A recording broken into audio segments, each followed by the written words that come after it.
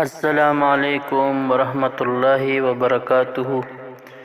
عزتمندو، مونږ به نن تاسو ته د ژبې د لکنت په باره کې یو مختصره وظیفه ذکر کوو.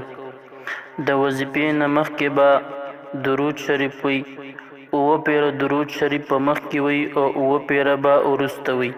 د هغې نه وروسته به وظیفه وکړي. وظیفه چې کله وکړي بیا به په هغې ځان له اوبه دم کړي او هغه اوبه به وڅښي او بیا به په ګریوان کې چف هم وکړي. وظیفه دا ده: واحلل عقدة من لسانی، واحلل عقدة من لسانی. 101 مرتبه به دا ووایي او یا فتاحو یا فتاحو 313 مرتبه به دا ووایي. د دې نه وروسته به اوبه دم کړي، اوبه به هم وڅښي او په خپل ګریوان کې به چف هم کړي. او انشاءالله د دې د وظیفې په برکت سره به الله جل شانه د دې د ژبې دا لکنت ختم کړي. خو دا وظیفه به هغه وخت پورې جاري وي تر څو پورې چې په ژبې کې څه تغیر او تبدل نه راغلی.